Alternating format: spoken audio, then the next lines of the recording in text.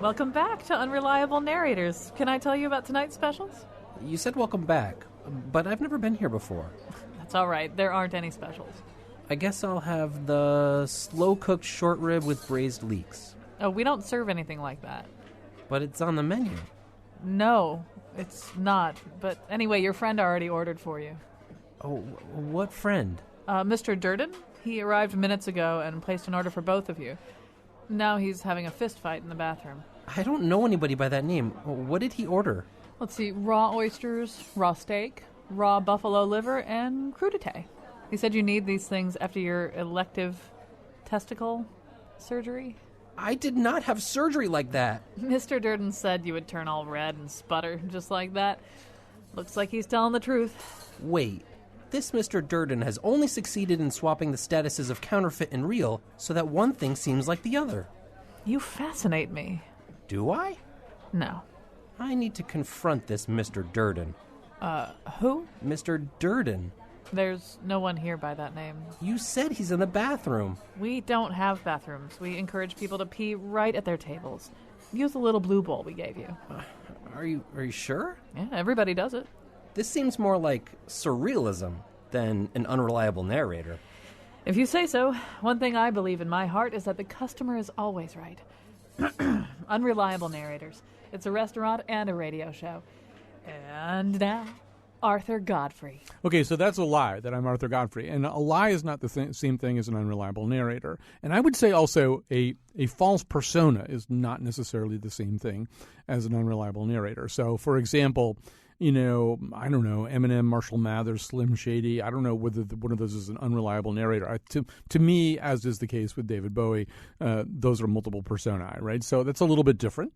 I think a surprise plot twist does not necessarily equal an unreliable narrator. I can't say it. An unreliable narrator. You have no idea what my day has been like. Really, I've been following this ribbon down all these labyrinths, and my brain is really messed up right now. But anyway, that's a very encouraging way to begin a show. So here's the other thing that I have to tell you. As we go along here, my guest and I are going to be talking about specific works of culture because we have to, right? There's no way to explore this topic without doing that. In so doing, we will mention things. We will try not to do spoilers that are like on-the-nose spoilers. Like we're not going to say, Rosebud is the name of the blank. We're not going to do that. But inevitably, we are going to be saying things, just even using the term unreliable narrator in conjunction with certain works of art and culture. We may be slightly giving away things that you didn't already know. And just be a grown-up about it. Be tough about it. We're not going to wreck anything for you. We promise. That actually might be an unreliable statement. But anyway, if you really get hysterical about this, you probably shouldn't listen to the show. I mean, if you get really worried that something's going to be wrecked. But I think you'll be okay. So stay with us. Brian Francis Slattery is in studio with us. He's the arts editor of the New Haven Independent, an editor of the New Haven Review, and the fiddler in Dr. Catterwall's cadre of clairvoyant claptraps, among other things. Joining us in a little while, we'll have Janet Potter. She's a staff writer for The Millions, which is this mega book reading and book criticizing website, and she's the co-host of their literary talk show, The Book Report. And joining us here in this segment, Will Hochman. He's co-author of The Critical Companion to J.D. Salinger and a professor of English at Southern Connecticut State University. A little bit later, you'll meet an author who has written a novel with an unreliable narrator. So, but Brian, maybe we could just begin by, so I said a whole bunch of things which an unreliable narrator is not. So now we have to say what an unreliable narrator is. So what's your working definition of it? I guess I would define it quickly as, a narrator where you realize that not being able to entirely trust what they say is sort of part of the story. It's not just that. Every narrator is unreliable to some degree. They don't tell you everything because they can't tell you everything. But sometimes that doesn't really matter that much. Sometimes it matters a lot. And when it matters, the more it matters, the more the term starts to make sense, to understanding what's going on. Right. So sometimes an unreliable narrator creeps up on you. Right. You don't know at first that it's an unreliable narrator. At other times, it's pretty clear almost from the get-go that this is somebody you cannot fully trust. And sometimes it's kind of a thunderbolt at the end, too. Yeah. Yeah, exactly. So, I mean, for example, probably the most scorched earth example of that might be something like The Usual Suspects. And we're not going to tell you the ending of The Usual Suspects, but now that we said Usual Suspects and Unreliable Narrator, we've told you something fundamental. We feel bad about that, but it's an old movie anyway. So right there, Right. The Unreliable Narrator kind of is the plot almost, or... Yeah, absolutely. I mean, without ruining... I don't think it ruins the movie to say that there's a small percentage of people who are angry at the movie at the end because they question what exactly they are left with after the movie's over. And it's all because of the unreliable narrator device. That you end up questioning an awful lot about that movie, and and there's a reasonable question as to what exactly you have been told. Right. Yeah. So if you're spending however long that movie is, 90 minutes to 2 hours, in the arms of an unreliable narrator, then you are having effectively a completely false experience. Let's hear a little clip from The Usual Suspects. Nobody ever believed he was real. Nobody ever knew him or saw anybody that ever worked directly for him. But to hear Kobayashi tell it, anybody could have worked for Soze. You never knew. That was his power. The greatest trick the devil ever pulled was convincing the world he didn't exist. He becomes a myth, a spook story that criminals tell their kids at night.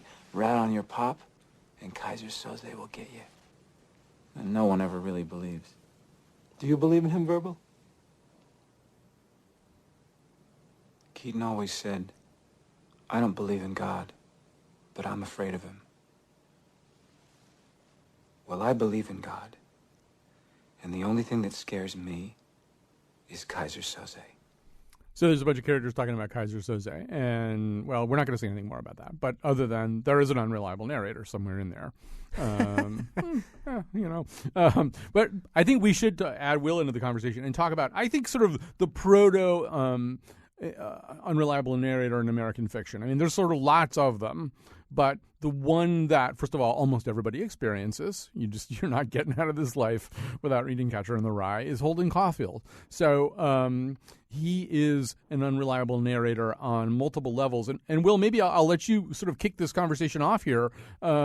If you were to try to explain to somebody how Holden Caulfield is an unreliable narrator, how would you go about it?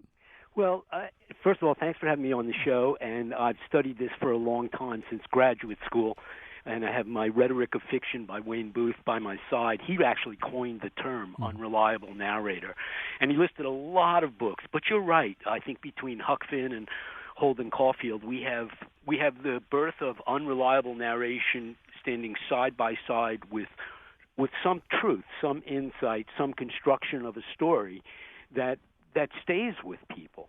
So I think you have to realize that part of the unreliable narrator is the success of, not walking away. I mean, if Donald Trump is talking about things and he's spewing false facts all over the world, I turn the TV off.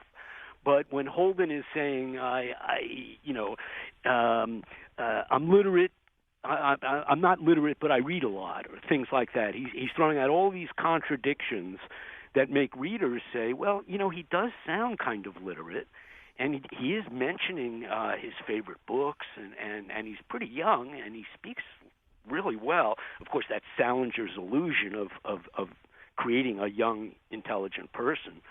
But, it really comes down to the gaps that readers fill. And an unreliable narrator actually pushes readers along to really do more action in the story. So, Wayne Booth has this idea that readers create an implied author in their mind. And then when you add that to, a willing suspension of disbelief, and a reader is engaged, then, Salinger even has Holden explain it this way. This is a quote from The Catcher. It's funny. All you have to do is say something nobody understands, and then they'll do practically anything you want them to. Well, so when we're reading Catcher in the Rye, Brian, what we are is under Holden Caulfield's narrative spell, right? I mean, if we're going to buy this book, we're going to buy into the spell that he's casting. But, in fact, from the very beginning, I mean, I think early on he says something like, I'm a terrible liar. In fact, if you ask me, if I'm going to the pharmacy, I might tell you that I'm going to the opera because I'm terrible that way. So he does warn us. And then I think, for some of the reasons Will is mentioning, because he's so slippery, he's so elusive, we can, depending on how old we are and what our frame of mind is when we read Catcher in the Rye, we can map a lot of possibilities onto him. Yeah, that's right. I mean, I really like what just got said about the idea that the reader fills in all the spaces. And part of the reason for that is, of course, because we have no way of corroborating anything that he says. We just got one narrator, at least in this one. But yeah, I mean, it's certainly part of the pleasure of reading that you get to engage with it and sort of make up some of the story for yourself. Which is a lot of the pleasure of reading fiction after a while. After you've sort of figured out a little bit how fiction works as a reader, part of the fun is of getting to sort of be a much more active one. Yeah, so, and Will, it does seem to me that Catcher in the Rye is something that maybe we read more than once in our lifetimes, and as we do that, we are filling in the gaps in different ways. So as a teenager reading Catcher in the Rye, I, like a lot of teenagers, saw Holden as this kind of prophetic voice for the most part, that he was using a kind of vernacular that I wasn't reading it in 1951, but in the year that I was reading it, was a little bit unusual and was very seductive. He was using some bad words and stuff like that, and he appears to be speaking truth to power too, right? He's just saying, these people are phonies, those people are phonies, you shouldn't buy any of this stuff. The world is really, really differently constituted than people want you to believe or accept. And as a teenager, that's a very seductive set of arguments. When you read it when you're a little bit older, you realize that this is a sad and lost person. So we fill in the gaps a little differently depending on where we are in life. Oh, you hit the nail on the head. You just defined what a classic is. It's not my idea. It's Frank Kermode's. But he said a classic work of literature is a story that yields different interpretations over time. And that's the great thing about The Catcher in the Rye. Different kinds of identification happen with the characters, whether it's age or gender or even where you're reading. Where you're reading the book can even affect it. But, Colin, you said you had the perfect quote when you were talking about it in Chapter 3 when Holden says, I'm the most terrific liar you ever saw in your life. Well, there's something very honest about someone saying that. And, he starts the book, I'm not going to tell you that David Copperfield kind of crap. And by the end of the book, he says, that's all I'm going to tell you. And so basically he's setting you up to, as your other guest said, fill in the gap very fully with what you think he has told you. And so, Brian, this goes back to a point that you can't believe the number of emails we've been sending around and notes we've all been making to one another. It's one of the reasons I've lost my mind today. But at one point, Brian, you were sort of saying, well, the question isn't why are there unreliable narrators? The question is does anybody really sort of get preserved as a reliable narrator? I mean, is David Copperfield a reliable narrator? Right. I mean, I'm probably because I'm sort of, I had some sort of postmodernism pounded into my brain at some, impressionable age. There's a point where, I can't think of a single narrator that I would think of as totally reliable. If only in the sense because you have no way of checking what they're saying, right? But I think that what's engaging about that, and to go back to Catcher, what's engaging about it is that I have a friend who is a high school teacher, and he describes how most of his students now don't entirely identify with him. The book is aging in a sort of interesting way, in that they see him as pretty whiny and pretty self-absorbed, and the same way that a lot of adults might react to him, but they still find it engaging all the same, and they fill in the gaps in a different way. So Janet Potter has joined us. I already introduced you and explained your vast qualifications, Janet. Just take that on faith from a possibly reliable narrator. Okay. But one of the things that I think you observed to our producer, Jonathan McNichol, and I love this, is you used the kind of the adage that the best forgeries are the ones that are still hanging in museums. And that to Brian's point, maybe there are certain unreliable narrators who have never been fully detected.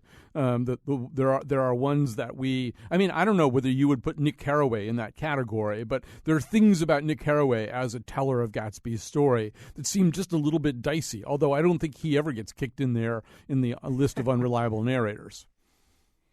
Yeah, I think that's true. I mean, I have never been a fan of Nick Carraway. It seems like he's not a very likable guy. And so I always sort of doubted why anybody was hanging out with him and inviting him to these parties. And so, but I'm not sure if that mistrust comes from an intention on the part of the author or because Nick Carraway rubs me the wrong way. But I do think it's true that authors frequently have secrets about their characters that they hold back, and it informs their writing, but we never really get to find out. And those are the best unreliable narrators, the ones that the author knows, but we never do. On my drive from home to work today, I added Inside Llewyn Davis to that category where really at the end of that movie, there's things that don't add up in Inside Llewyn Davis and cats running around in various places they shouldn't be and stuff like that. But at no point do you really default into the idea that he's an unreliable narrator. But it seems as though,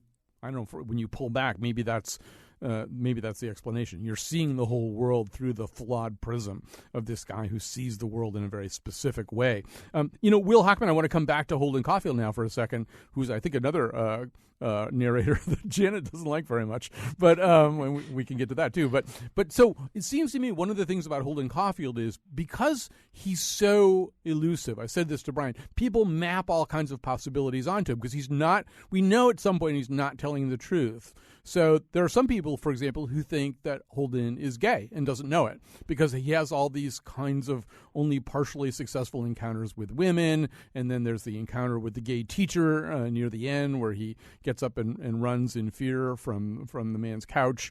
And ambiguous Mr. Antolini. Mr. Antolini, yeah. So, I'm just offering that as one possibility. If you don't know when the character's telling the truth, with Holden, you can think up all kinds of things.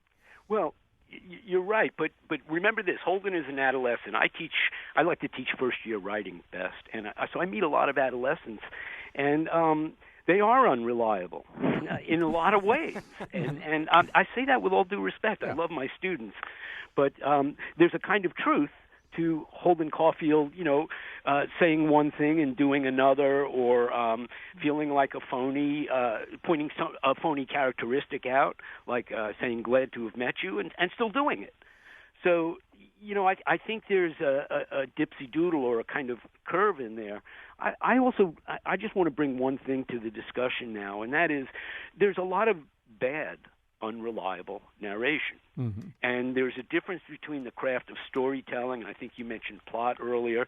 So, for example, I was watching The X-Files last night, and I thought there were discrepancies. I didn't remember every episode, but I didn't feel like the fabric of the story was coming together because I kept on saying, well, what about this? Well, why is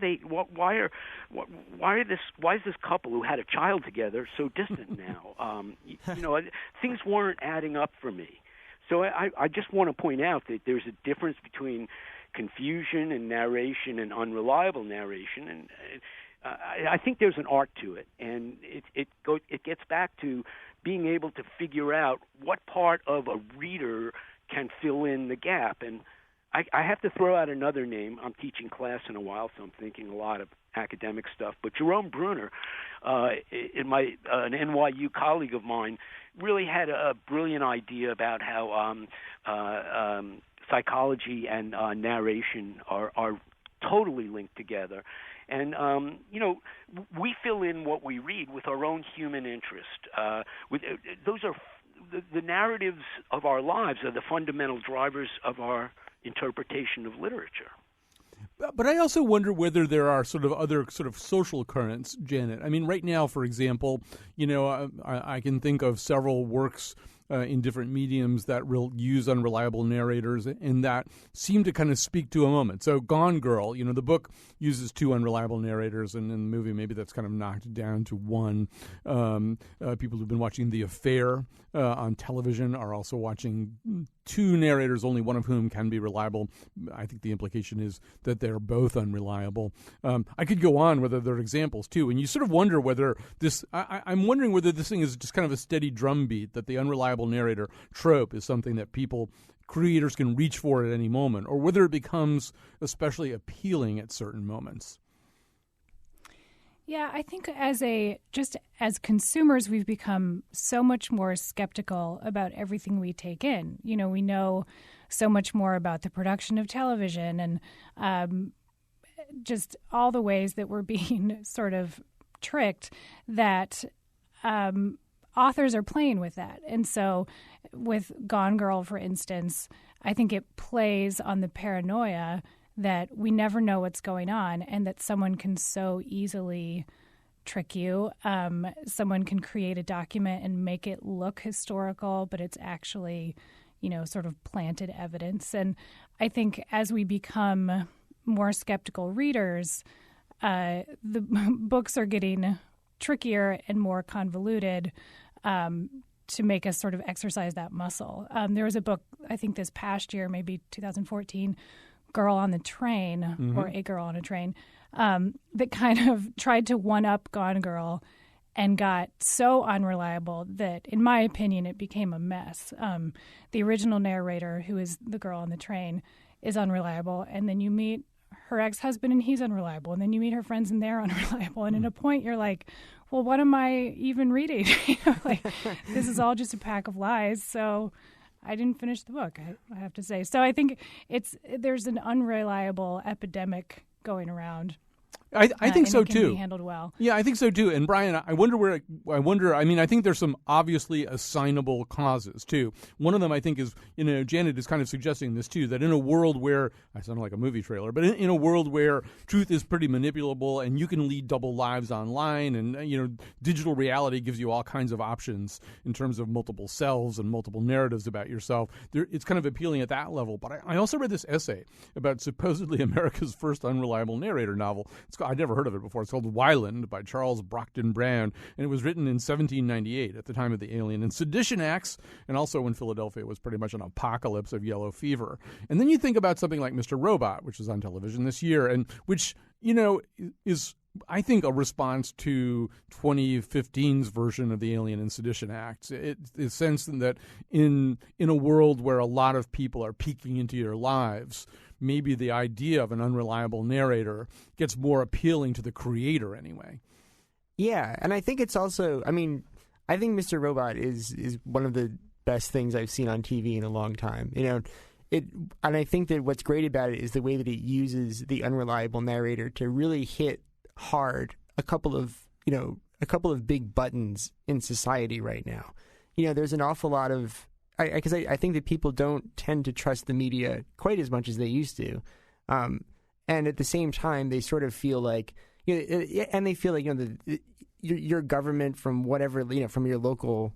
As Rahm Emanuel can tell you, your government is holding things from you that they don't want you to know.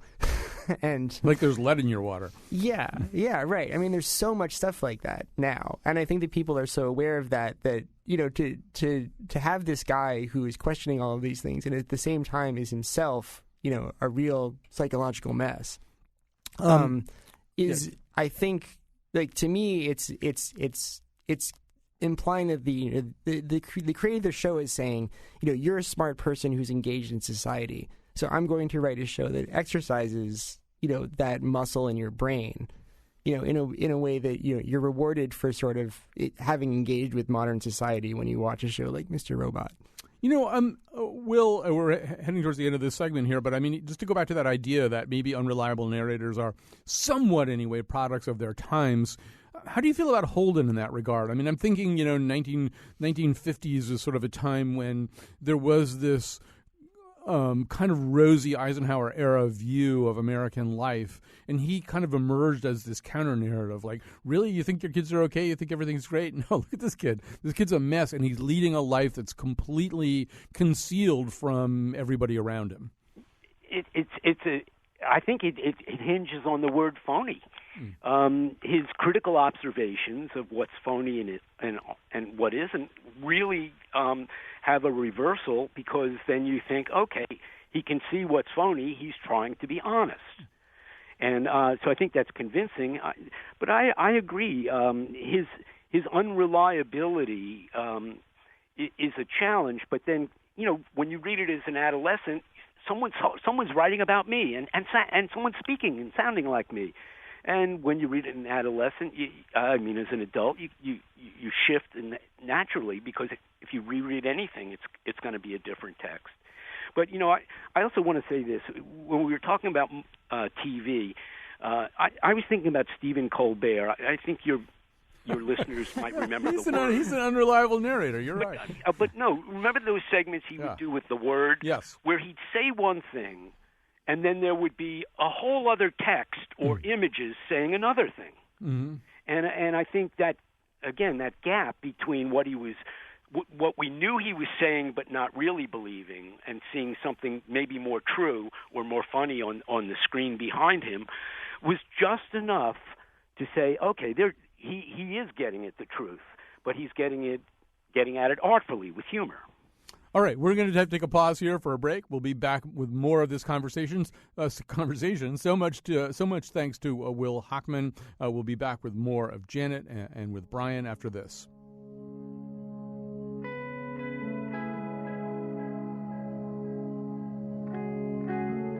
The unreliable narrator.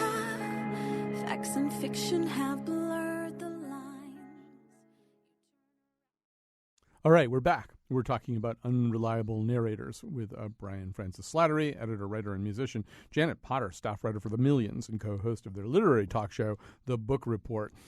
In this segment, we're going to add even other genres to this. We've been talking mostly about books and movies, and we'll be adding music in because there are a lot of unreliable narrators in music. But, Janet, while we're talking about books and movies, it's kind of interesting how many books that have unreliable narrators do get adapted to movies, even though that's kind of a big lift in certain ways. It's kind of a complicated thing to do. I mean, would you agree that, if you think of, when I say that, I'm talking about things like Fight Club and Remains of the Day, stuff like that. One Flew Over the Cuckoo's Nest has an unreliable narrator who's crazy, among other things, and Gone Girl, another one adapted to movies. But it seems to me that there's some difficulty there, that it's, you can be so much more fluid and control the shutter, the aperture, so well if you're writing this as opposed to filming it, that the camera won't lie about certain things. It won't lie for you. So that with Remains of the Day in particular, I haven't read the book in a long time, but I feel like,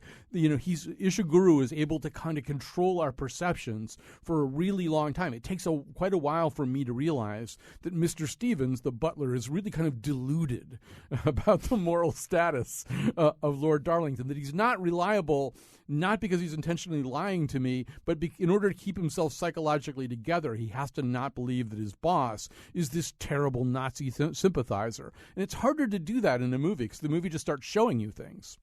Mm-hmm. Yeah, I'm not as familiar with Remains of the Day, but I definitely agree in the case of Gone Girl. The first half of the book is narrated by Nick, who then is played by Ben Affleck in the movie. And in the book, he, is so confused and befuddled. And then when he sort of becomes a suspect, he's like, but that's impossible. I'm not a suspect.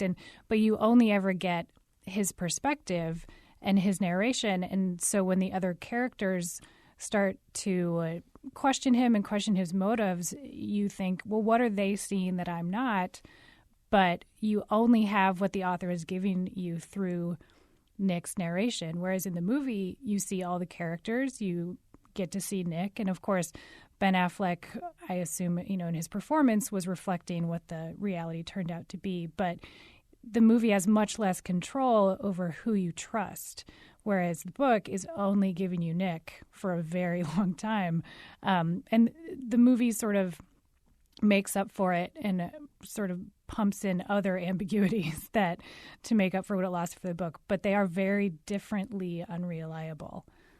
Right. So, and Brian, one thing we haven't really talked about that much is that there are different kinds of unreliable narrators, and they have different motivations. So you and I, before we went on the air, we were talking about Blade Runner, which, if it is an unreliable narrator work, it's also first of all in Janet's category of forgeries that are still hanging in the museum. And if there's something important that Rick Deckard isn't telling us, it's because he doesn't know it. So there's that group of people. They just don't know. And you could almost throw into that Forrest Gump, who doesn't know simply because he's just not capable of apprehending the full dose of reality. Then there are some people who are crazy. I mean, the chief in Cuckoo's Nest is crazy. I think Kesey would say he sees the truth better than a lot of people, even though he's schizophrenic and often sees things, in phantasms. In American Psycho, Patrick Bateman is a different kind of crazy. He's a psychopath, and he's, I think, intentionally manipulating us. Mm-hmm. I think anyway. So he's a little bit different. He has a reason. He has that reason to lie. And then there are other characters like Mr. Stevens in Remains of the Day, and we can think of some other ones who are basically not telling us the truth because they couldn't stand it. If they really had to tell us the truth, they'd fall apart. Yep. Yeah, I mean, I was thinking about that when we were in the first segment, that there's really a difference between the unreliable narrator who sort of this is going to sound awful, but I start to think of these things as essentially they're some form of con or another, and it's just a question of who's being conned or who's attempting to be conned. And there's the ones who are trying to con you, and there's the ones who are trying to con themselves, or some mixture of the two. And in some ways, like, part of the fun these days of when you see the device being deployed is like how much of both is really going on here. And, for me as a viewer and as a consumer of all kinds of cultural stuff, that's a lot of what keeps the wheels turning, and what makes me want to watch something again, after I've seen it.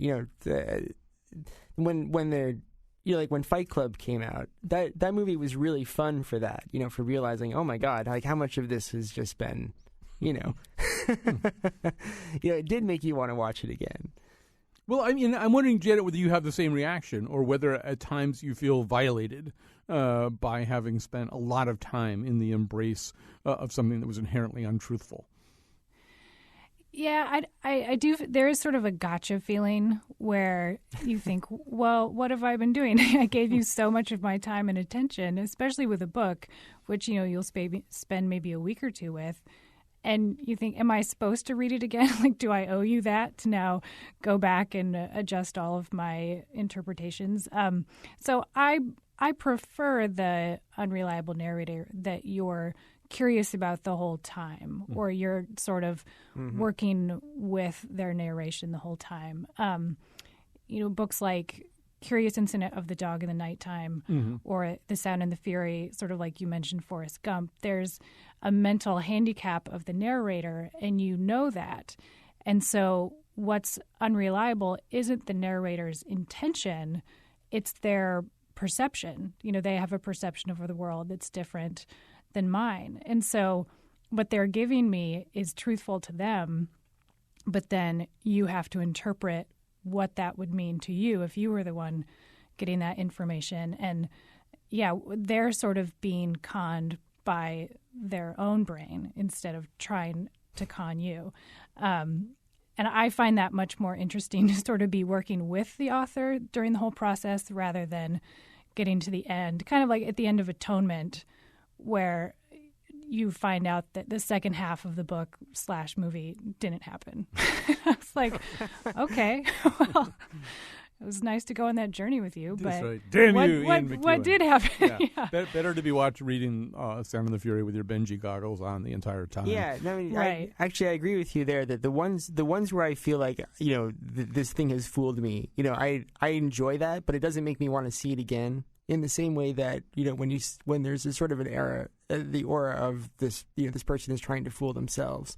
Those are the ones that make me hungry to go back, for sure. We would be remiss if we didn't talk a little bit about music, particularly because we have Brian here and he knows so much about music. So I'm going to give, I think one of the people who does unreliable narrators very well and habitually and is particularly pre-Pixar music is Randy Newman. So here's an intentional lying. This is not Benji. This is Patrick Bateman, basically. The song "Sail Away." This is a slave trader, basically talking to potential slaves. In America, you get food to eat. Won't have to run through the jungle and scuff up your feet. You just sing about Jesus and drink wine all day. It's great to be an American.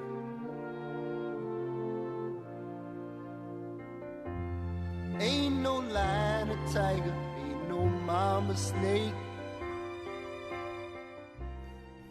All right, so this is an obvious unreliable narrator, Brian. Yeah. Although some of Randy Newman's unreliable narrators are more complicated. There are people who didn't understand that the person singing Short People was an unreliable narrator and thought that he really didn't like short people very much. There are other ones. He has an amazing song called My Life is Good, which is just about this, Los Angeles jerk who is constantly claiming in a very Trumpian way that his life is good when you can kind of tell it's not. So, but I think almost more than any songwriter I can think of, but you may have your own examples, he's experimented a lot with truthfulness and reliability. Yeah, sure. And I feel like Randy Newman is also kind of hearkening back to I think that's all over jazz. There are all kinds of songs in the American songbook that are like that, right? Where this is a love song, but it's not really. There's my favorite example is Ain't Misbehavin', right? Which is like the lyrics make it look like the guy really is happy to just sit at home by himself, but it takes like one wiggle of an eyebrow from Fats Waller to make you go like, well, if there's one thing this guy is not doing, it's behaving.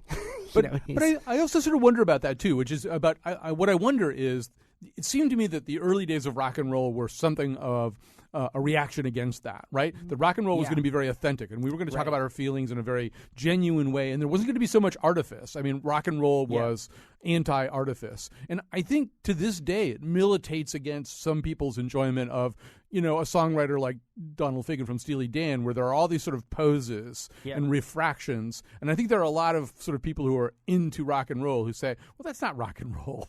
This is making weird stuff up and pretending to be certain things. Yes. Yeah, I mean, I think there is something to that. I mean, there's a... But then as time goes on, though, like you get people who start getting more interested in that. Like before the show, we were talking about Peter Gabriel, who has an entire album's worth of unreliable narrators, each of whom have their own sort of crippling mental problems. And it's pretty clear from that Peter Gabriel himself doesn't suffer from these things, but he's certainly interested in examining the mindset of people who do. And Janet Potter, I know you're one of your favorite examples of that kind of thing is the Decemberists, right? Mm-hmm. Yeah, they put out an album a few years ago called The Hazards of Love. That's actually a rock opera, and there are several characters on the album, about 5 different characters, and they all have conflicting motivations, and you never quite know if there's a good guy or a bad guy, or they seem to be lying to each other. They sometimes proclaim love to each other, but then betray each other. It's very operatic. I can remember my first experience with an unreliable narrator song, and it caused quite a stir. I should have the year for this in front of me, but I don't. But it was, I think, sometime in the 60s. There was a song that came out called Timothy by The Boys. It actually turns out to have been written by Rupert Holmes, who's, of course, somewhat despised for the song Escape, the Pina Colada song, but actually has written a lot of really good songs. So this is a popular song on the radio. I'm going to just play a little bit of it, and then I'll tell you about it, and then we'll go to break.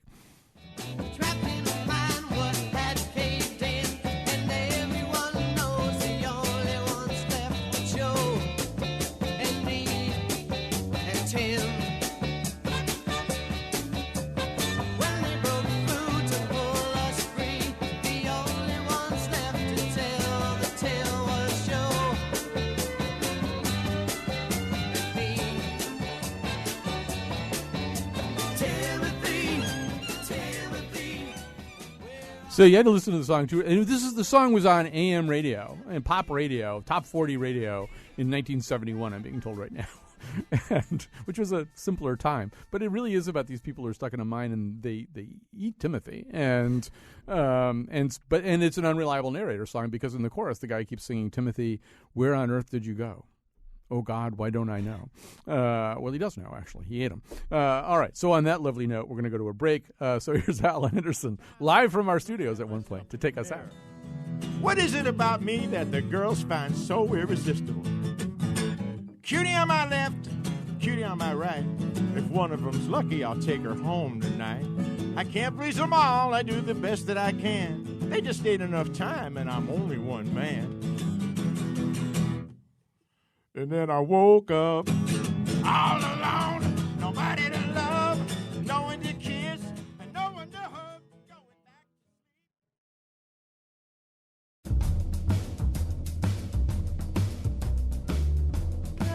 Dang. Greg said he would do these announcements for me, and where is he? He's so... What's the word? Today's show was produced by Jonathan McPants and me, Kyone Wolf. Greg Hill did appear in the intro, and he promised to tweet for us at WNPR Colin. Our interns are Stephanie Reif and Ross Levin. The part of Bill Curry was played by Rick Deckard. For show pages, articles, and photos of the Here and Now staff throwing something off the Tallahatchie Bridge, go to our website, wnpr.org/Colin. On tomorrow's show, 2 stories of bouncing back from absolute bottom. And now, back to Colin. Actually, I should point out, "Ode to Billy Joe" is the other really early Unreliable Narrator sort of pop song in America, where the singer is clearly not telling you something very important. All right, so we're moving on. We're moving away from music and back to literature. With us, Brian Francis Slattery in studio, and editor of the New Haven Review, Janet Potter, staff writer for The Millions and co-host of their literary talk show, The Book Report. And then joining us by phone is Jeremy M. Davies, an editor and the author of 2 novels, and most recently that includes Fancy. Fancy is the kind of thing that we're talking about. The topic of this show is unreliable narrators. So we figured we better talk to somebody who created one. So Jeremy M. Davies, well, welcome to the show.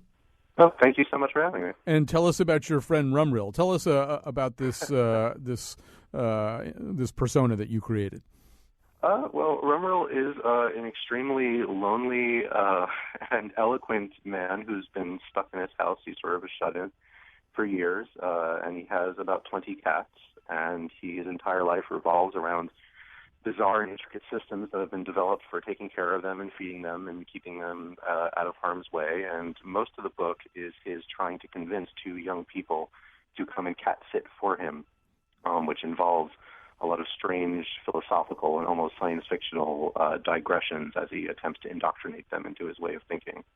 So one of the things we've talked about a little bit here is, with our other guests, is that notion that the unreliable narrator could be a crazy person, could be a manipulative sociopath, could be somebody like Benji in Sound and the Fury or Forrest Gump, whose limitations keep him from actually being a fully reliable narrator because his own apprehension of reality is flawed. And then there are just some people who are enjoying screwing with people's heads. And sometimes that's the author, and sometimes that's the narrator, and sometimes it's both of them. So where would you put Rumrill on that continuum? I think he's the sort of person who you start out just sort of screwing with people's heads, and eventually you realize that you've gone so far that you can't find your way out of your own lies or your own sociopathy. Because in the book, I mean, he's unreliable in just about every way possible. I mean, he may actually be lying, but I think at a certain point he doesn't even know anymore what the truth might be. And part of the thing that he's doing to the reader / the young couple that he's orating to is trying to make them similarly unreliable to the point that he doesn't even know what the weather's like outside, probably because he's too lazy to get up and check. But nonetheless, it's unreliability through and through, as it were. So, actually, Brian, I don't know. Does this fit in with your? I know you had a comparison, not necessarily to Rumrill, but in a sort of discussion of Tom Jones in that idea of a kind of the extended relationship between reader and narrator. Yeah, I mean, I would say like that's one of the. I mean, it's one of the probably most fun things to try to take advantage of as a writer is the idea that the narrator is. I mean, I can't. Probably there's not a.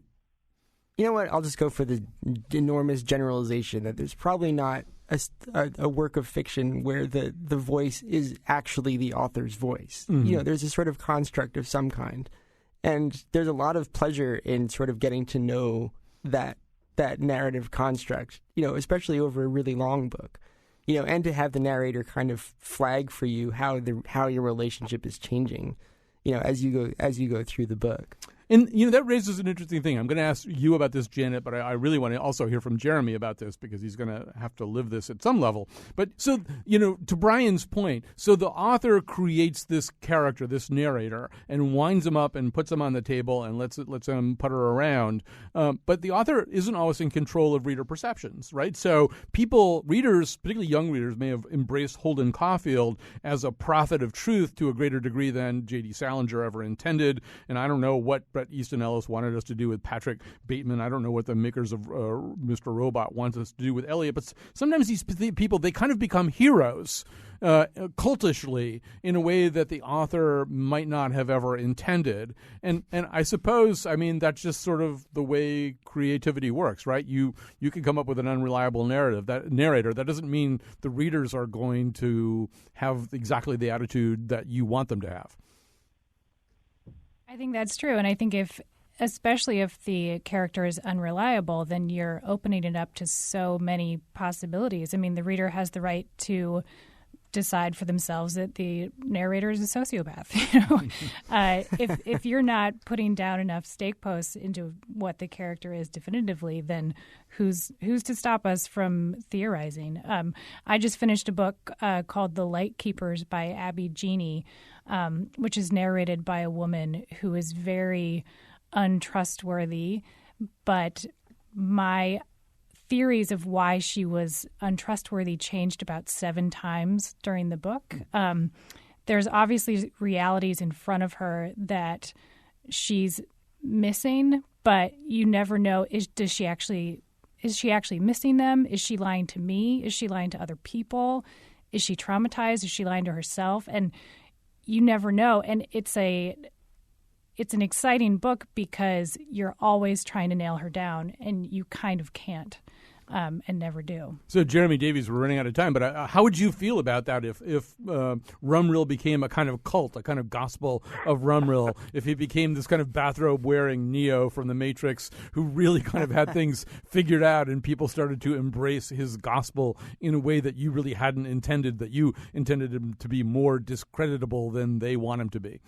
I would be extremely amused by it, frankly. I would be all for it in a sense.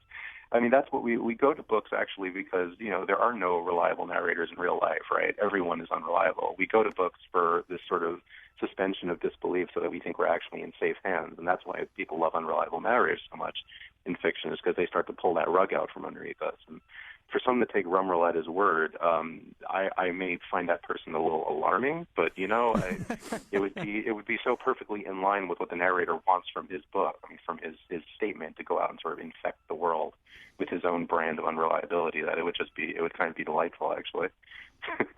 So, do you feel pretty confident, though? Okay, that possibility notwithstanding and being discarded, that readers will, in a sort of creeping gradual realization, understand who it is that they're dealing with. That they're not dealing with Jeremy Davies, that they're dealing with this other person whose vision of reality is not really your own. Oh yeah, I'm fairly confident of that. At least I hope so.